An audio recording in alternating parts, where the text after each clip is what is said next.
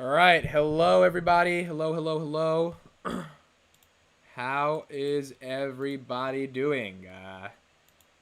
Today's an interesting day in the world of content, and some interesting stuff has happened over the last night. Let's just say that the last night.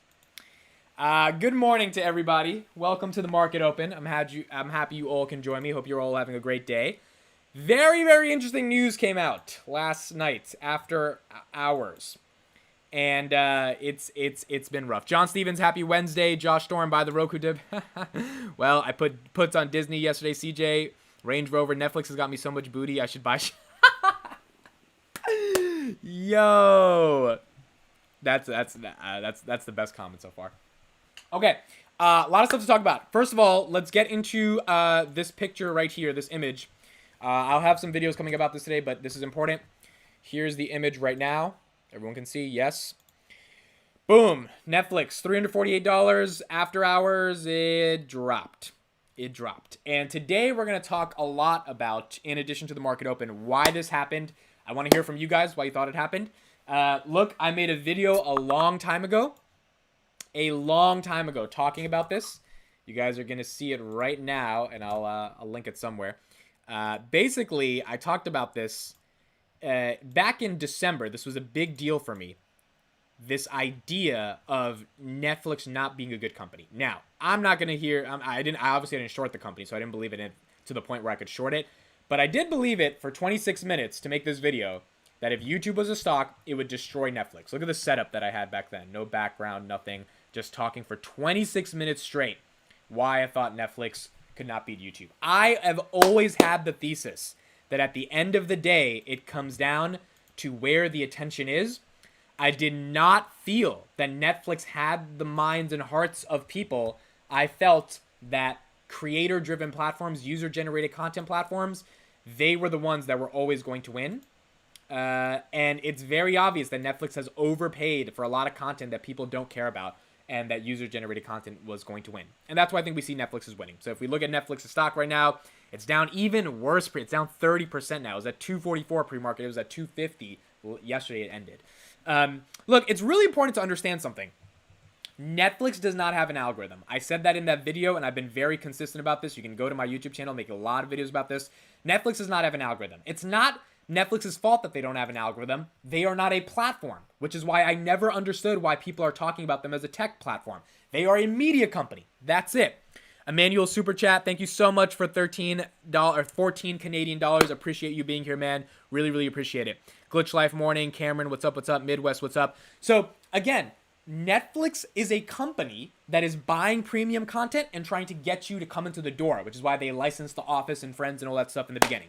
They are not a technology company. A technology company has users. Netflix has viewers. Viewers are not users. Users supply a platform with content or some form of usage. The platform then rewards them with some form of attention, money, etc. Twitter, two-sided marketplace. YouTube, two-sided marketplace. Facebook, two-sided marketplace. Google, people are searching, and there's articles that are trending, right? These are marketplaces of ideas. These are engines in which people can search to find content, which means on YouTube, there's click-through rate. There's recommendations based on other things that you have watched before. There are keyword searches. There are variables from how you've consumed content in terms of the view duration and the amount of comments you put on a certain brand of content. All of these data points and variables influence, I think, one of the best recommendation engines in the world, along with TikTok. Netflix hoards a bunch of content, and they use the top 10 trending today to hopefully get you to click on something because enough of that top 10 is mainstream. Guess what? People want personalized content at scale because people don't have the time to watch top 10 trending content. To me, in the future, people are not going to be binging a lot of stuff often. They're going to want personalized recommendations for short, immediate content that they can get in one moment. Does that mean Netflix's business is over? Does that mean there's a world for Netflix to exist? Yes, but still, it matters. Now, the market is also opened, so get ready. I will give you a warning today. Warning over. Wake your ass up. Let's see how the market is reacting. Okay, we have a lot of green, and we have a decent amount of red. But we have a lot of green as well. Tesla's up 0.3%. Okay, Tesla's earnings are today as well. We're going to talk about that. Let's go to Palantir before we get to Netflix. Palantir 1310. Palantir's doing well. It was up 5% yesterday, 6% yesterday. Palantir's doing very well. S&P is up 47. Netflix is down. All right, Netflix is cratering. There it is. Netflix is catering. And again, this was my argument. It's a media company. There's not a technology platform. There is no algorithm, which means they can't really find search and discovery on the platform. They can't accelerate search and discovery to be good, right? And this is my own experience. I just never thought Netflix really had anything amazing. So Netflix is plummeting even more. 246. That's a new low. Do we see 230s on Netflix? Remember when Facebook dropped? Let's remind everybody. When Facebook dropped, it dropped. I can't even call them Meta, bro. That's so weird. So let's look at Facebook on the 5 months or the 6 months. Remember, Facebook had this drop at 320 to 240, and then from 240, as you can see, it dropped way down here to 185. That was the lowest. So Netflix, this was Netflix's moment, Facebook moment. It might have a lot of room to go down, a lot of room, and that's one thing to take into account and to remember when we're thinking of a company like Netflix. Where is my phone? I don't know. I was looking for my phone. Okay, I think my phone's over there. I usually look at my phone to check out some stuff during the live stream. SPY is up 447. Not bad at all for the SPY to be up. I mean, with Netflix going down, it's interesting that SPY is up, but SPY is up. Bitcoin's at 42,000, or it should be. I saw Bitcoin in the morning and I was like, why is this up? I don't know. But again, you don't know when it's down either. It's just Bitcoin. It's just crypto. That's just how it is. Why isn't it showing up? Oh, BTC. So there. Oh, it's 41,000 now. So 41,900. So it was right there at 42,000. We're gonna keep talking about Oh, Spotify. Ooh, Spotify's down. Why is Spotify down 8%? Why is Spotify down 8%? Is it because of Netflix? Is it because consumer subscription businesses are all under attack today? Is that the reason? What do you guys think? Why is Spotify down 8%? 8% is a lot. It doesn't. I mean, Spotify doesn't deserve to be down that much. Nothing came out on Spotify. Netflix lost 700 subs due to Russia. Yes, that is correct. Now remember, Netflix expected 2.75 million subs this quarter. They lost 200,000, which means it swung 2.5 million the other way. Now they're expecting to lose another 2 million subs in Q2. That's why just to give you context on how bad it is, expected 2.75, lost 200,000, now expecting to lose another 2 million. That's why the stock is like, people are like, why would I buy this? The management is telling me don't expect growth for the next quarter, and what's going to change after next quarter? Are things going to get any better? Like, it doesn't seem like it, and there's some strategies for why they think things will get better, and we'll talk about it. But Disney down 5% as well. Disney's falling because of Netflix. That makes sense. Let's go to Roku. Roku was down after hours yesterday. Roku is down 109 as well. So it looks like the market has said consumer subscription businesses are getting hit. Spotify got hit. Disney, Roku. Is there another streaming service that's public? Not that I know of. Twitter's still at 45. Nothing's really moving there. Arc 58.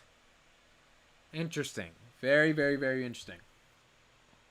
Spot is down because of Netflix. A Spotify competitor is going public. What competitor? What Spotify competitor? Put that in the chat. Watch me pop. Put that in. What Spotify competitor is going public? Yeah, I think Spotify's down because of Netflix. I mean, now Netflix is not as sticky as Spotify to me because music. Again, if you have playlists from 2017, you're not gonna switch music providers. I mean, there's probably a way to take your playlist with you on another app because at the end of the day, it's just a playlist. But like, people want their music in one place, and I think Spotify is way more stickier than Netflix. Like, because music you have an emotional connection with. Now, granted, paying for music is not something people are used to. Really, it's still a new concept. People are used to paying for like premium shows and stuff. So like Netflix has an easier way to get sold or to like sell people on it. Here's a question for the chat. Should Apple buy Netflix? Should Apple buy Netflix? Fubu. Let's look at Fubu. Yeah, I forgot about Fubu. I know I have a friend on Twitter who's big on Fubu. Oh, Fubu's down as well. Down 7%. Let me tweet this live stream, by the way. I forgot to tweet it. Let me tweet this real quick. I'm on Twitter at AmitIsInvesting. Live market open Netflix reaction. Now, another thing, guys. I had some amazing tweets yesterday that I think we have to go through. Because I think it's time to bring them up. Okay, here we go. You guys ready for this? You guys ready? For those that bought Netflix because of Squid Game, looks like you really do love risking everything for the glory. Deezer is going public. Okay, we're going to talk about Deezer in a second. Interesting. All right. I've heard about Deezer before. All right. For those that bought Netflix because of Bridgerton, well, I guess this is a tragic love story. For those that bought Netflix because of The Ultimatum, looks like you may get a call soon from the bank with an ultimatum. For those that bought Netflix because of Sex Life, looks like you got you know what. Not gonna lie, Sex Life was a phenomenal show. I really did love that show. It was a good show. It was a very good show, in my opinion. In my opinion, it was great. It was great. For those that bought Netflix because of Love is Blind, well, so were you, buying the stock at $400. For those that bought Netflix because of Narcos, looks like you're going to need some drugs to get through this tonight. And then I said, look, every Netflix shareholder, you have full permission to come for me if Palantir craps the bed on May 9th. It's all jokes. We can't be serious all the time. But look, this is serious. I mean, this is not serious, but like this thing that's happened with Netflix is serious. It's fun to make jokes out of it. But I mean, it crashed. Like, what else can you say? It crashed. And it crashed pretty badly. Tom Nash is in the chat. What's up, Tom Nash? Happy you're here. People are saying Netflix needs to hire Palantir. Yo, hold on. For the people that are saying that, look at this video right here. Netflix should hire Palantir. Because you know what? Boom! 2 months ago, Netflix should hire Palantir to do some content data analytics. February 2nd, I said this. You guys can watch this. I was so bearish on Netflix. Again, I wasn't shorting it. But maybe I should have, to be honest. But if I had like stayed, like, because I had conviction that Netflix stuck, but I didn't want to take the risk of Netflix, like, you know, getting more subs and then like my short position goes to hell. But my thesis has been very clear. Netflix doesn't have content. They don't have an algorithm, and user-generated content will win. People want to watch me, Justin, and Tom on Money Talks every morning. By the way, we covered all of this. Episode will be out probably in 30 minutes. Over CNBC. It's just that simple. And I think that trend is going to continue. There's like, what, 20,000 people a day that choose us for their stock news over CNBC. Think about that. 20,000 people are choosing us over a legacy media company that has millions and millions of dollars of marketing. That's insane. And YouTube allows that. TikTok allows that. Twitter allows that. Netflix, if you care about chess, look, I search up chess on YouTube. Chess. I have millions of videos that I could get into about chess. If we go to Netflix and I search up chess, which let's do that right now. Let's search up chess. Chess. You get Queen's Gambit. Oh, the creating of Queen's Gambit. Because that's content diversity. And that's it. You get the coldest game. There you go. Like, so to me, again, this is not crapping on Netflix. This is rather making a larger structural argument with the fact that the company is not a platform and it shouldn't be valued as a technology platform. It's a content creating storytelling company. And guess what? There's a lot of content creating storytelling companies that are better. That's all. That's the argument.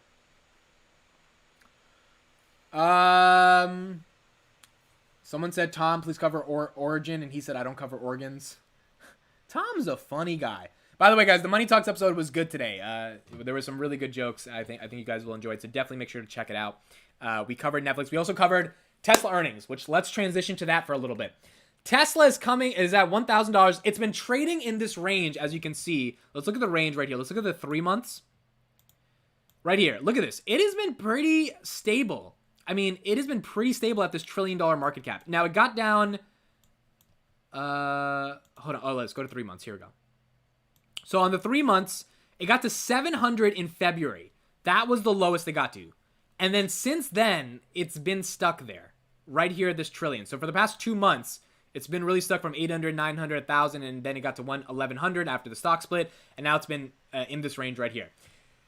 We're likely going to expect 21% year-over-year growth in this quarter, and if that happens and we get a little bit of an over-deliver on expectations for delivery and revenue and maybe earnings per share, which Tesla has always over-delivered on, either the stock should trade flat, which is good because it shouldn't go down from here. That would be nice for it to stay at $1 trillion, or we break through the 1100s. I just don't know if that's sustainable because the stock split was the big momentum catalyst. That's over now. So I don't know if there's any more huge catalysts.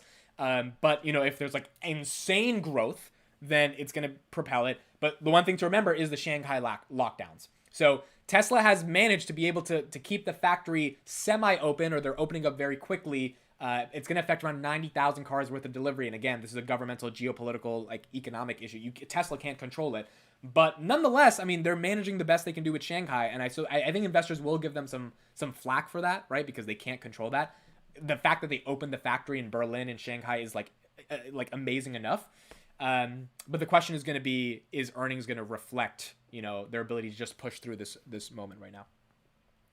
Chris says in the chat, Netflix spending millions of dollars on Amy Schumer 1-hour specials or Hannah Gatsby. Netflix has a woke problem. Interesting, because Elon Musk agrees with you, Chris. Let's look at Elon's tweets.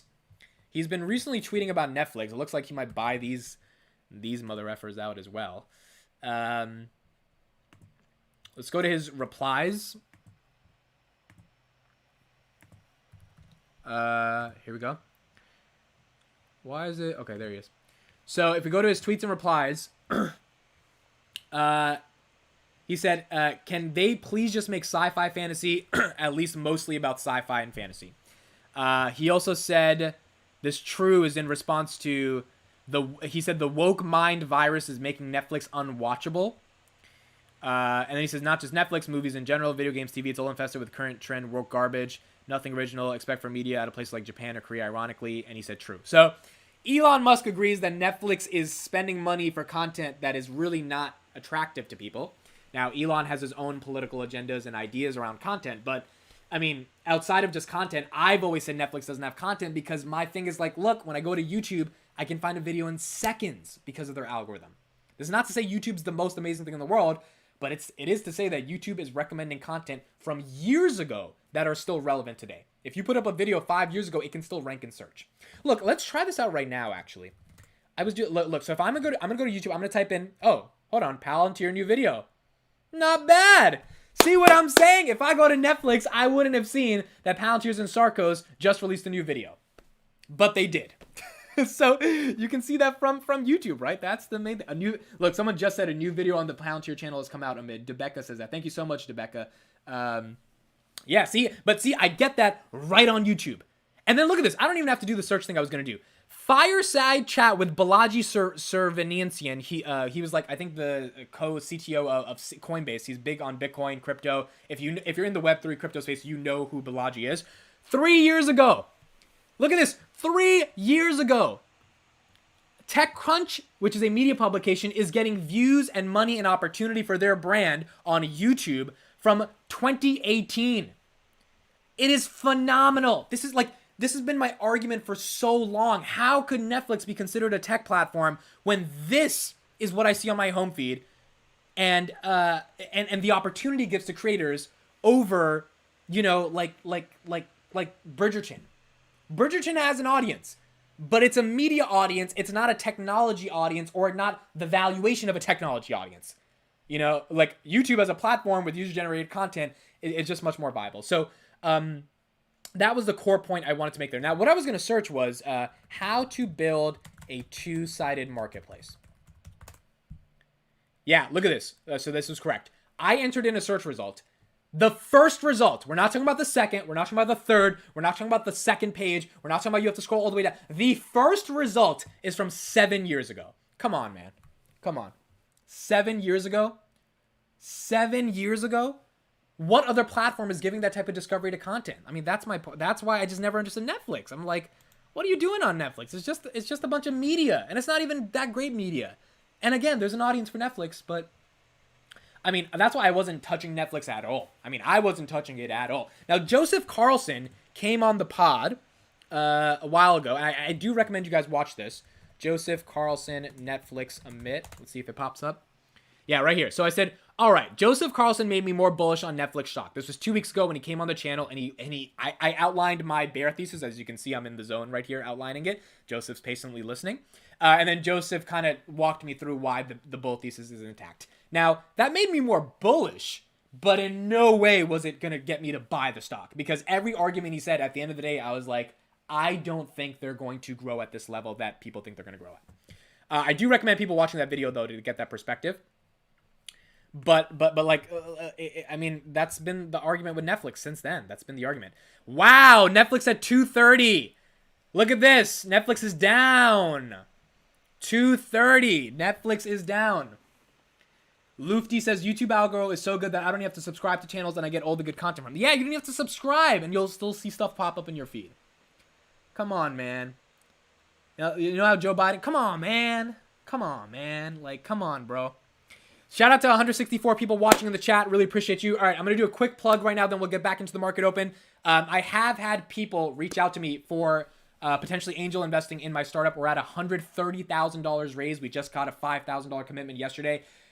Look, all I'm going to say is the startup that I'm creating is much more in the line of a YouTube versus a Netflix. It is a content sharing platform. It is a user-generated content platform. And the way you get user-generated content platforms at scale is if you have network effects. When you get network effects, you get to become very valuable. The way to get network effects is you've got to have a killer distribution strategy. And to be honest, quite frankly, you have to have a founder that can get people to give a fuck about what you have to say and actually use your shit. So we are building that platform. The public crowdfund is going to be launching soon. If you are interested, email amit@dailypalantir.com. I will send you the pitch deck. I will send you the ability to reserve your spot before it gets public because we don't know how fast it's going to fill up. We have some really awesome angel investors. I can't disclose who yet. One of their names might begin with a T, if you guys know who that is. But we just secured another 5,000 commitment yesterday. So if you are interested, amit@dailypalantir.com. I'm only saying this because I have got emails from people who watch the live stream and they're interested in investing or at least learning about it. So it will be public in the next couple of weeks. But for now, if you're interested before it goes, then please email me. And that's why I'm so, because I run a startup that's in the world of the social content aggregators, I never understood Netflix because I've been running the startup for the past year and a half, and now we're finally raising money. For the past year and a half, I've been bearish on Netflix, even when I was at $700. I'm like, at the end of the day, there are two thesis points that matter.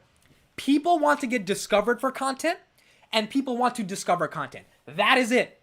That if you're in the social content streaming world, that is it. People want to get discovered for their shit, and people want to discover shit. People want to find new ideas. You want to find new YouTube channels. You want to find new Twitter accounts. You want to find new TikToks. You are excited. Like, things get boring, right? That's why Netflix has to keep buying new content, because you need new. YouTube gets 500 hours of video uploaded per minute. New shit every day. If people want new stuff, and new people want to get discovered, you're not going to be watching Meet Kevin forever. One day, you might want to watch Meet Amit, because at the end of the day, and then after Amit gets big, you're going to want to watch someone else. This is the entertainment business. It's very humbling to remember that you are only so good insofar as you have an audience. And at the end of the day, people get bored.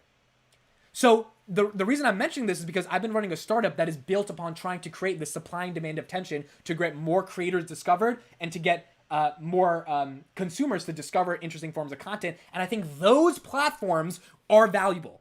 They have intrinsic value because they give opportunity to people.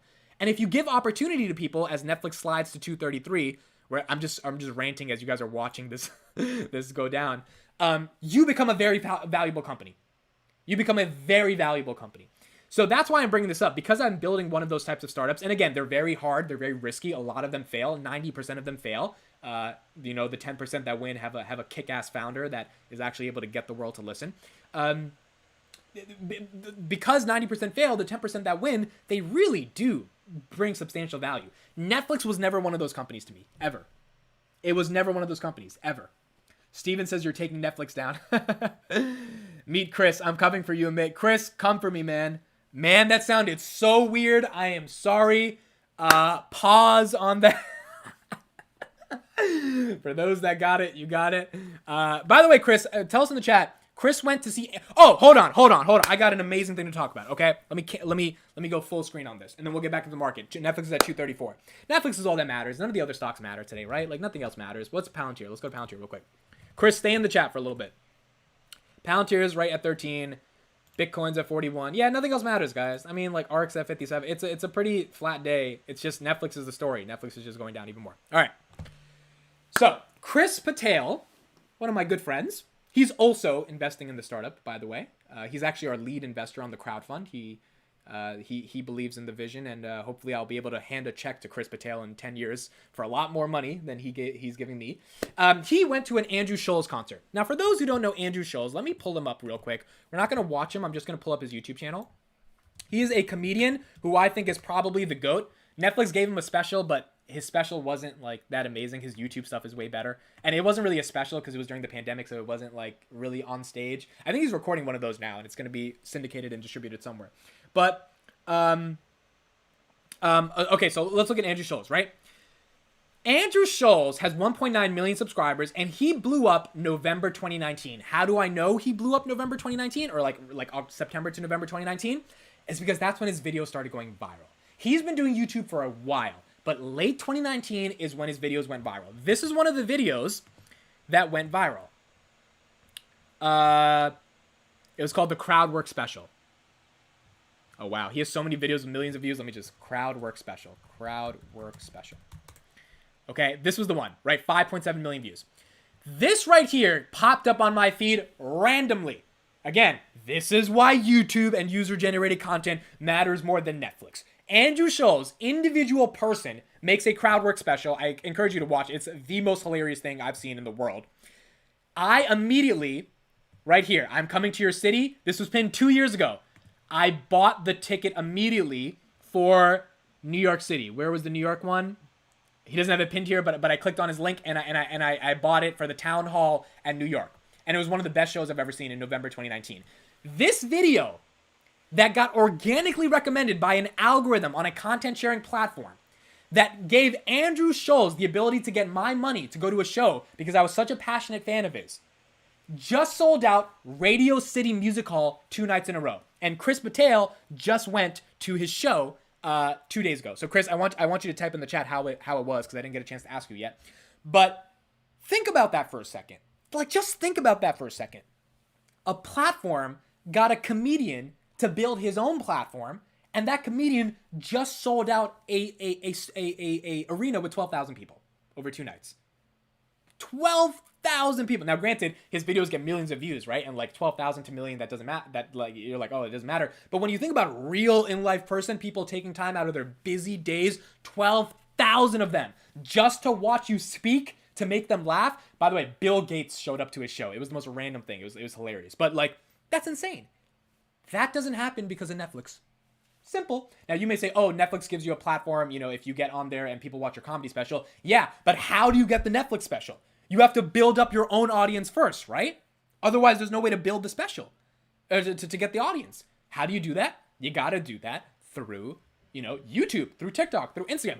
Those platforms are valuable. The platform that gets you when you're big is not valuable. Like, is this a joke? The platform that makes you big has all the value in the world. You know why? Here's why. Because the next person that wants to be big is going to use your platform. That's simple. And that means you're always going to have content coming in. There's plenty of other comedians just like Andrew Schulz that want to be on Netflix, and those people are going to get recommended.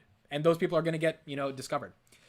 So that's sort of my take on this. Netflix down below 230. 35%. It was just at 229. Wow. Wow. Amazing. Let me sort my watch list. Ty, as he said this before, Ty, can you sort your watch list in percentage change? That's it, right? There we go. Percentage change. Okay, there we go. Better. So it's more green. I mean, there's some green at the top, but it's pretty red. Everything's pretty much red. That's it. I mean, that's what's going on with Netflix.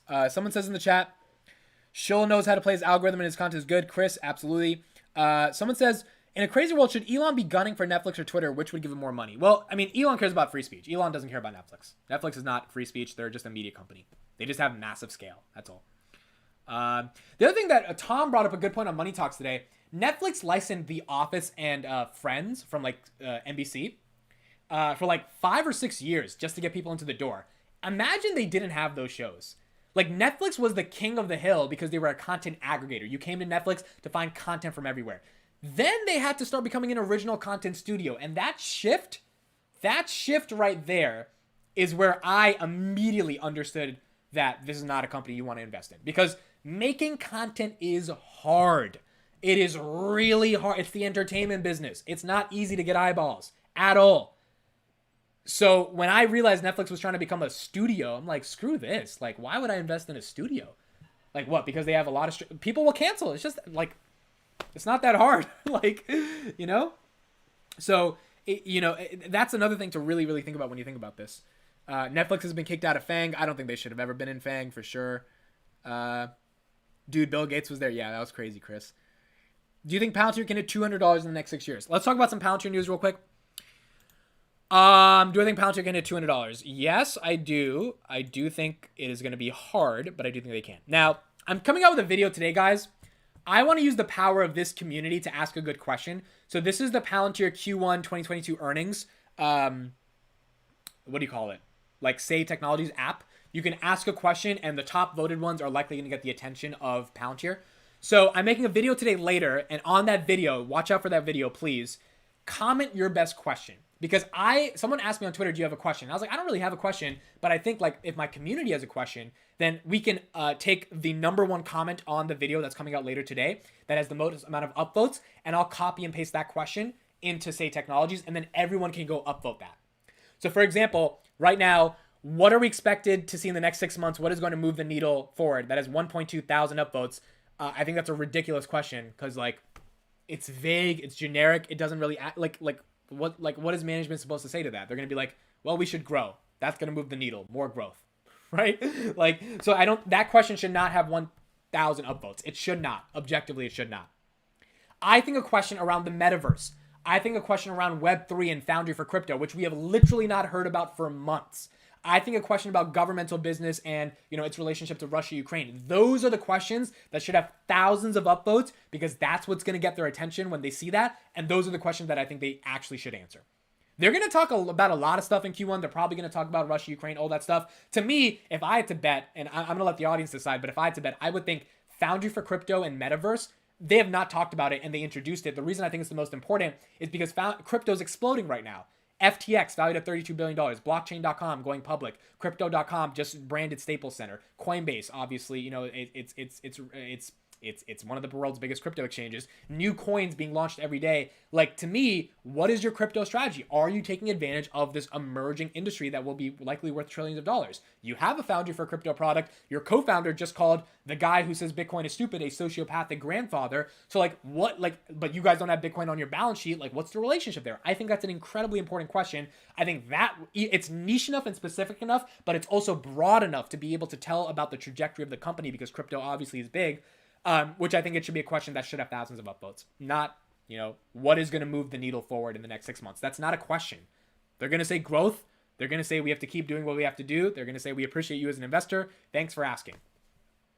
Like, what do you mean? What are we expecting to see in the next 6 months? We should see more growth. We should see more acceleration of the product. So that video, make sure you watch out for that because you guys can lead your comments on that video.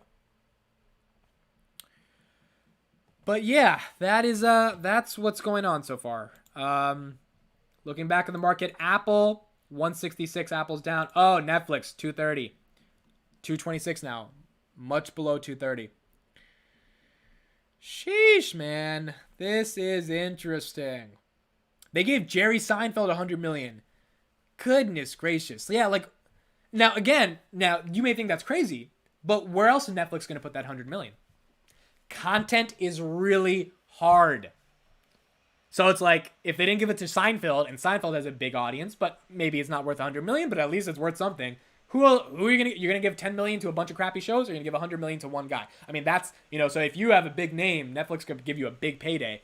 But at the end of the day, it's rough to justify that, man. YouTube's not giving anyone 100 million. Guess what Spotify had to do?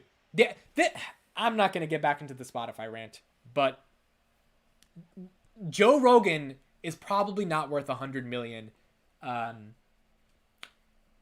long term. Now, granted, Joe Rogan probably is worth more than 100 million. You could argue that. But 100 million public shareholder dollars goes to one guy. I'm not saying the ROI on that isn't there. I'm just saying, is that sustainable? If they're trying to become a Netflix of podcasts, how many more Joe Rogans are out there? And how many people like user-generated audio that they can discover easily over this like entire, plethora of podcasters that it like, that's my argument. Like that's what I'm trying to say. S&P is down. Ooh, S&P just dropped 440. Okay, S&P is down. Can you paste that link in the chat a bit? Yeah, let me do that right now, actually. Let me go to that real quick. Let me put this in the chat. Let's do that for you guys. And yeah, you guys can check it out.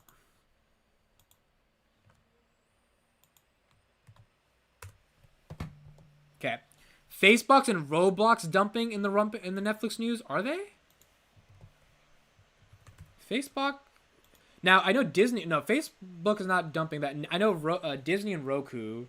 Roblox... Oh, is Roblox a subscription? No, Roblox sell ads, right? Whoa! Why is Roblox down 12%? Hold on. We got to tweet that.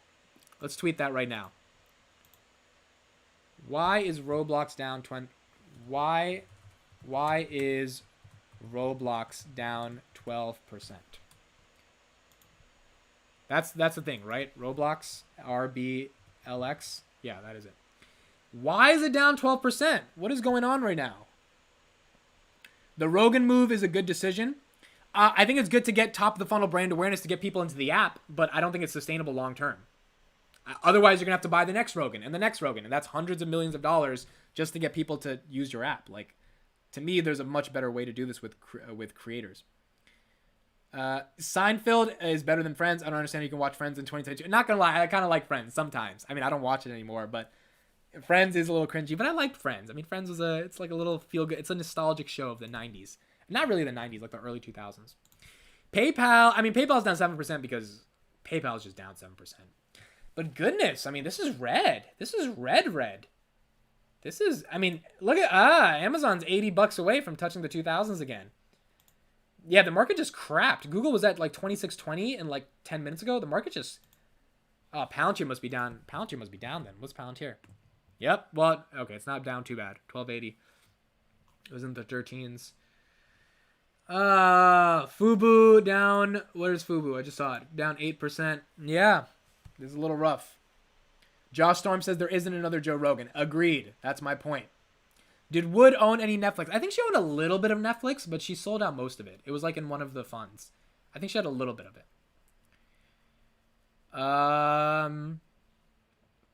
Now there was a good amount of coverage on CNBC on Netflix. I'm doing a video today around the bull case for Netflix by this guy named Tom Rogers, who's like a huge Netflix bull, and he actually made a good argument. His argument was that in inflationary times, what people are going to cut is like the $90, $80 subscription for cable that they have. Which is way more than $15 for Netflix, which means Netflix actually benefits in inflationary times because if cable cord cutting is happening, then people are going to move to Netflix because it's cheaper. The only problem is Netflix already has so much penetration in the United States. International expansion is what really matters. So like high inflationary pressures in the United States, it's hard to imagine there's that many more people that need Netflix. I mean, if you talk to someone that doesn't have Netflix, they either don't watch TV or they were never going to get it. Most people have Netflix, right? Or they're using Netflix in some way. So it's hard to imagine that inflationary pressures are actually going to be good for Netflix just because of that.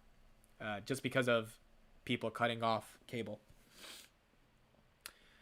Even commodity plays are down. Yeah, commodity plays are down. Okay, let's see this. Netflix earnings assigned to stay away from streaming sector. Michael Nathanielson.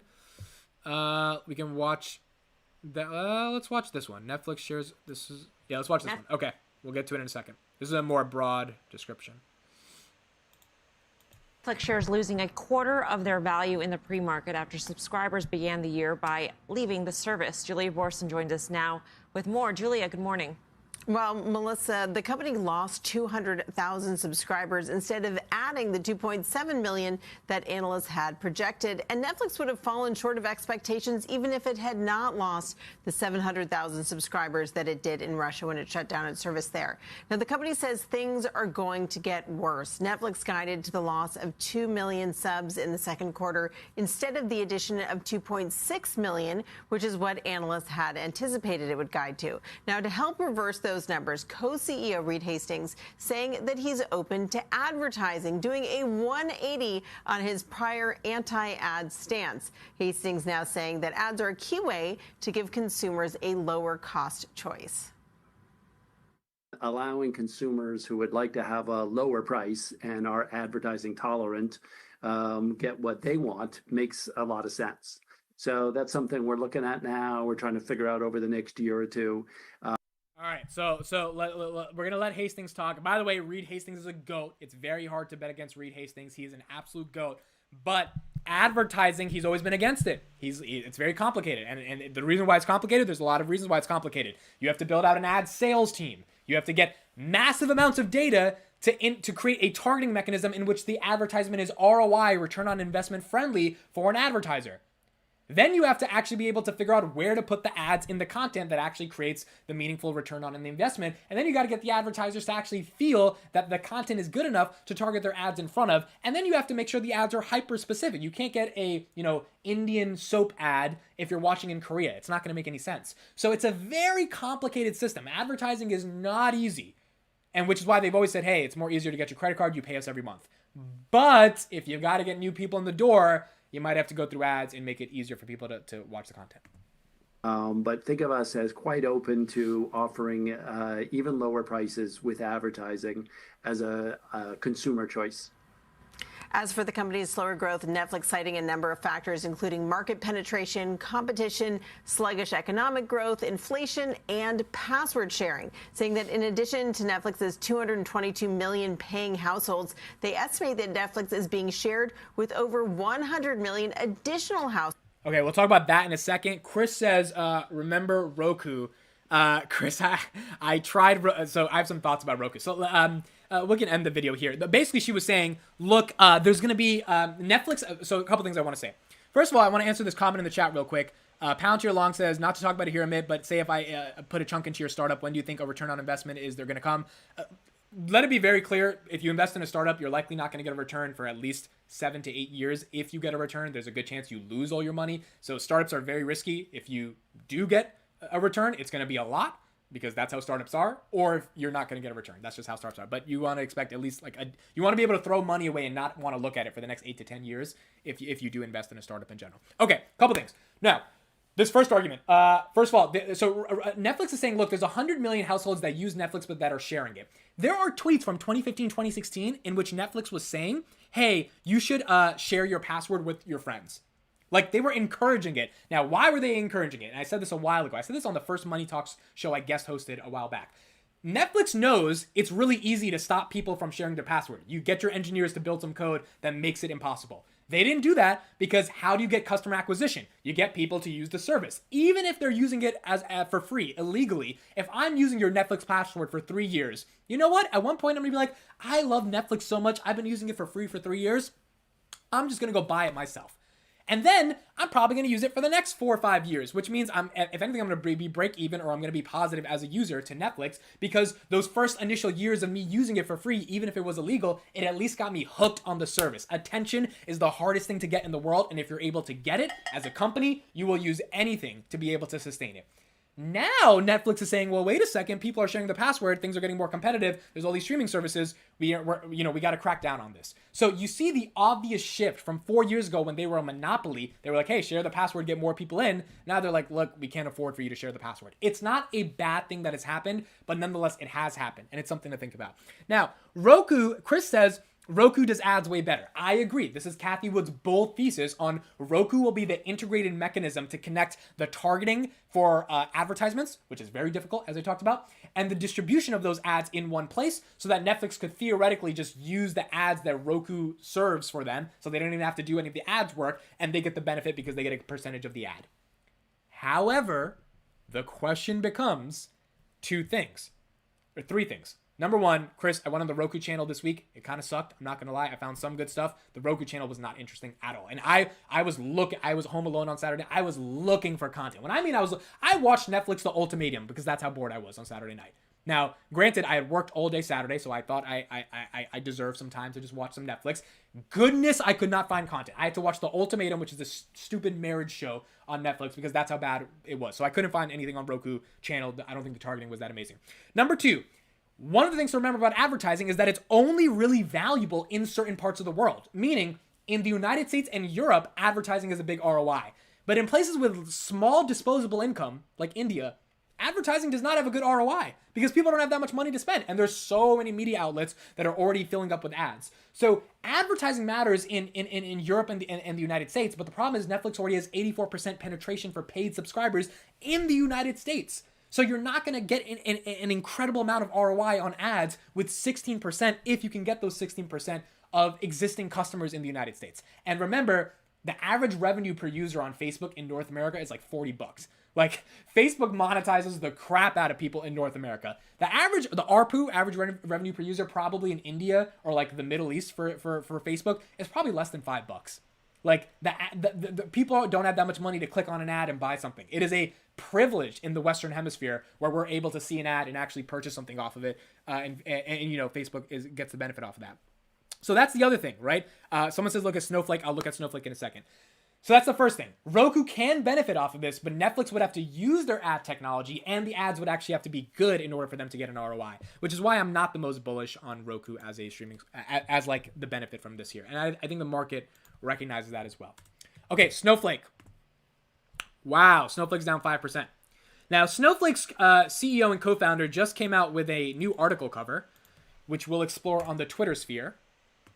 What's this guy's name? It is Tom's tweets. What's this guy's name? Mark Benioff. Mark Benioff. I don't think this is why the stock is down, but he just came out with a magazine article. Oh, it's not here? Let me just search it up. Mark Benioff. He's talking about capitalism, right? He's talking about stakeholder capitalism, and his argument is capitalism is dead. Wow, I really can't find the article. He literally just tweeted it. It showed up in my feed. Okay, well, anyway, here it is right here. So, this is yesterday. Capitalism as we know it is dead, and the obsession that we have with maximizing profits for shareholders alone has led to incredible inequality and a planetary emergency. When we serve all stakeholders, business is the greatest platform for change. This guy, Mark Benioff, he owns Time Magazine. Oh, the camera just shut off. Sorry, guys. Let me change that real quick. The camera got too hot. I was spitting hot fire. Mark Benioff has always been on this thesis of stakeholder capitalism, which is don't just maximize profits for shareholders. Let's maximize profits for everybody. Which means that at that point, you know, his argument is, look, like we shouldn't just focus on incentives for profit. We should actually focus on incentives for helping the environment, people, etc. Now, I don't know if that's why the stock is down. I don't think that's the reason the stock is down. But he also owns Time Magazine. I believe he purchased them for $180 million. Mark Benioff, Time Magazine purchase.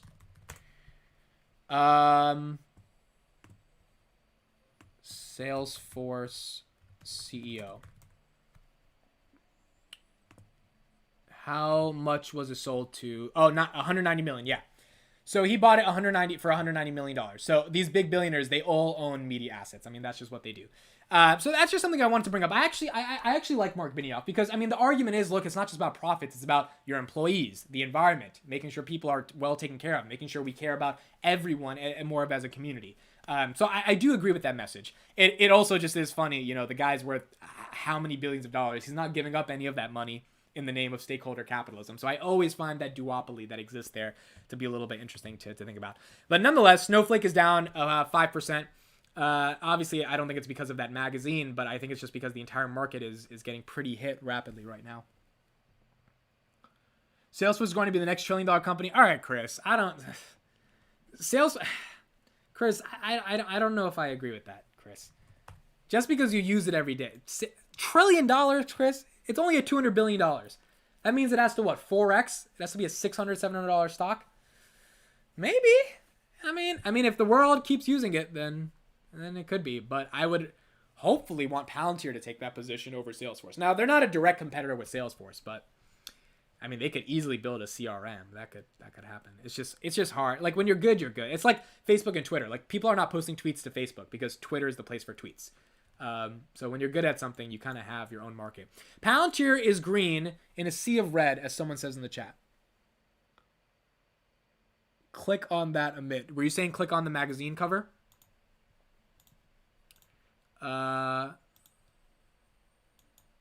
This is the magazine for anyone who wants to see it. Why are you saying why is MILF Island trending on Twitter? Oh, that's what you wanted me to click on? What is MILF Island? Hold on, can we search that right now? What is MILF Island?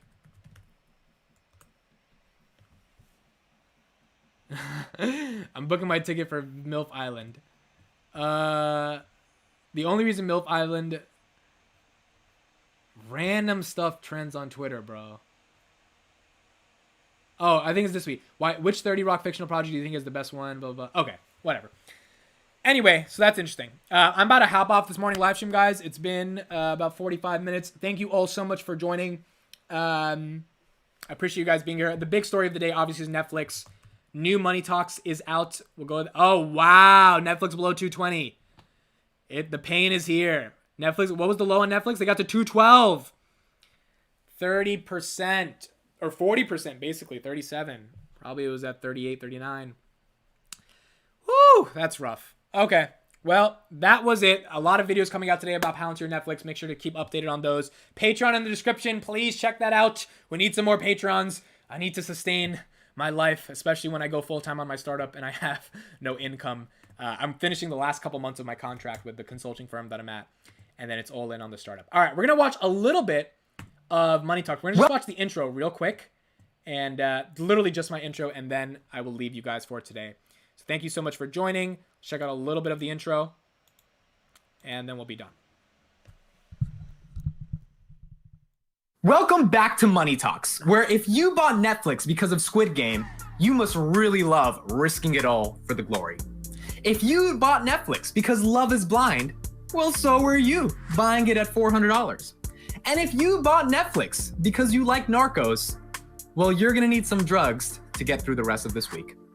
I'm your unofficial host, Amit, always trying to be legit, here with Justin O and Tom Nash, and today we're gonna talk about Tesla earnings and the Netflix crash. We have a jam-packed show today. We're gonna be going over some hot takes. Second, Netflix losing 200,000 subs and guiding to lose 2 million more subs. 3, Bill Ackman being down $400 million on his Netflix stake. Is he gonna buy the dip? And finally, Tesla earnings on 420. Will they outperform or will they stay flat?